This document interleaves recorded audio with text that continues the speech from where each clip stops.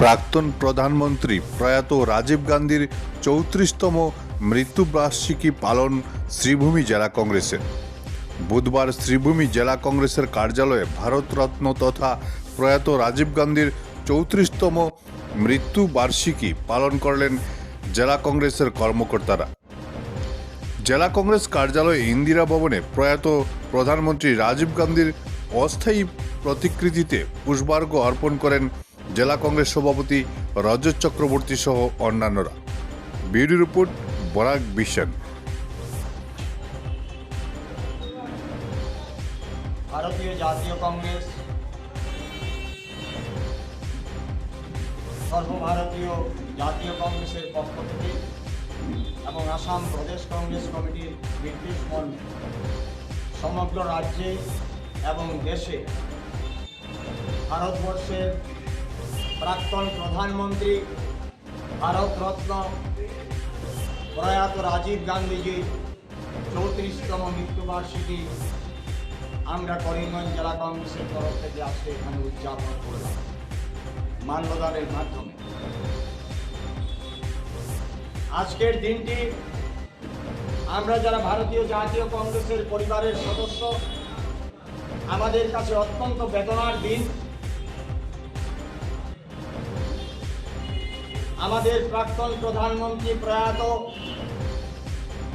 রাজীব গান্ধীজিকে একটি নির্বাচনী জনসভায়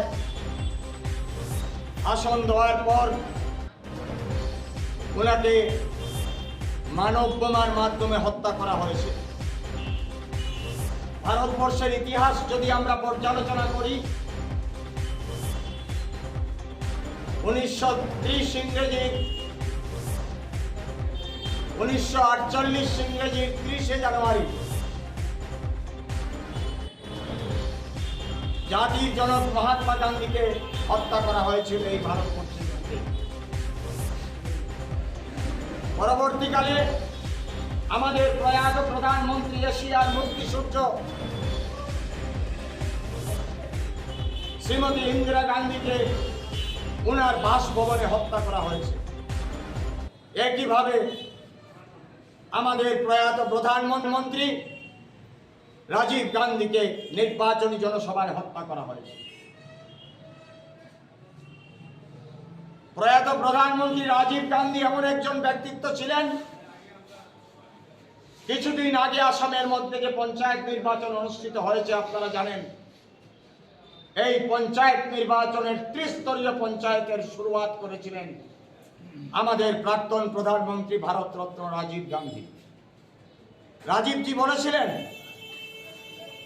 যে গ্রামীণ স্বরাজ যত সময় পর্যন্ত হবে না, জনগণের হাতে যত সময় পর্যন্ত ক্ষমতা তুলে দেওয়া হবে না, ক্ষমতার বিকেন্দ্রীকরণ যত সময় পর্যন্ত করা হবে না, তত সময় পর্যন্ত ভারতবর্ষকে এগিয়ে নিয়ে যাওয়া সম্ভব হবে না।